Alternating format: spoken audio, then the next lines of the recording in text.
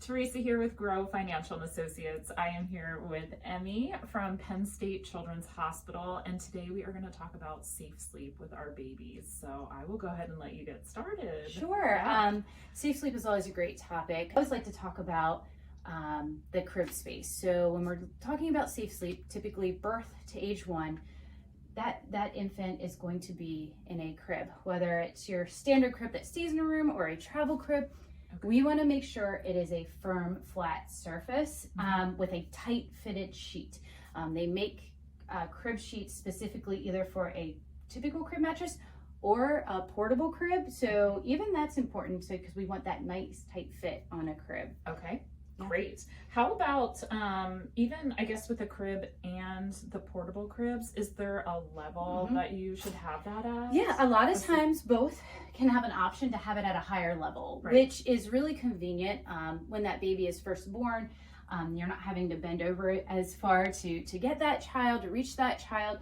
But just do be aware, especially with the portable cribs, that higher surface, a lot of times we call it a bassinet surface, that does have a weight limit of 15 pounds. So definitely something to be aware.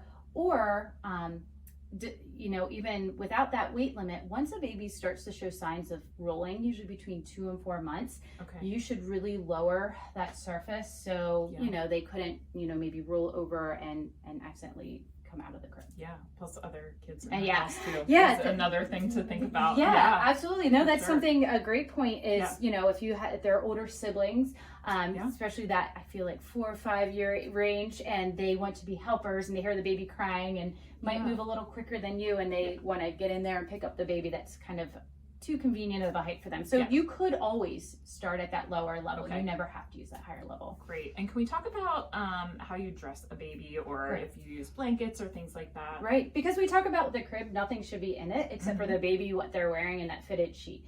That doesn't mean you can no longer swaddle an infant. Certainly there's some great swaddling techniques with a blanket to get it nice and tight around that child, because we really don't want it becoming loose and becoming a suffocation risk. So that is okay until, again, that 2 to 4 month range when they might start rolling. Or a great option we have now are sleep sacks or wearable blankets. This is just one version that actually has a sleeve. Some are sleeveless. This one might be maybe a little more cooler weather or cooler in a home, and then, sleeveless ones. But the nice thing is they can't kick this off. So, or you, as a mom, you're worrying about everything, or a caregiver, you're worried about, they're cold in the middle of the night. They won't kick this off, and plus then they can't become loose. Okay. Perfect. And then I do want to touch base on a carrier, like a car seat, because a lot of times we drive home and that's when the baby falls asleep, which is great. However, what do we do when we get home and you have a sleeping baby? Yeah, so, absolutely, a lot of times we find infants falling asleep in the car seats, which is okay. It is okay while in transit, while traveling, and the baby's in there. It's okay if they fall asleep. However, as soon as you get to your destination, and as soon as you're reasonably able to get that sleeping baby out and put them onto that firm, flat surface, that is best.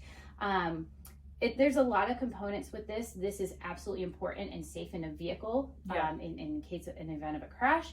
And if a baby's harnessed and positioned correctly, this is absolutely safe for a baby to be in and sleep in while in the vehicle. But as soon as you're home, even better is that firm, flat surface. And the main reason is that sitting position isn't always ideal for a baby's airway. So I like to use a straw. Thinking of an infant's airway, it's really only about the width of a straw, a drinking straw. And just a little bit of maybe a head coming forward, it could really, restrict airflow through their airway. So that's something really important, whether it's a car seat or a swing or other sitting device. If that baby falls asleep in there, which is sometimes the goal for them to get them to sleep, but once they are asleep, you do need to move them to that firm, flat surface. And I recall an acronym for all of this.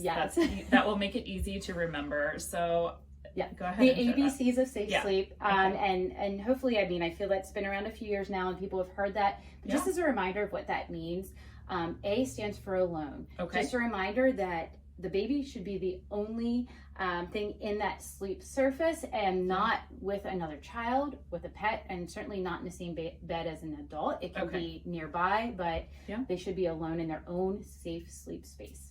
A. be on their back. We definitely have found research over the years has shown starting a baby on their back is safest and reduces the risk of SIDS. Okay. So we want to start in the back. And again, you know, when they developmentally get there and start to roll, you don't have to roll them back onto their back. Always start them there, and then as they grow, they will find their own positions. Okay, and then C. C is crib, and we went over that a lot. That's just a reminder. Yeah, absolutely. Nothing else in the crib, toys, anything, except maybe a pacifier if that's what they use to help soothe them and go to sleep. But great. Wonderful tips. My goodness, great reminders for some of us who maybe, you know, have your second, third child. Sometimes we forget about those things. And for all of the new moms or the new dads, just great information. So thank you so much for sharing all of that with us. And we are going to go ahead and share a link here. And if you have any questions or need anything, feel free to reach out.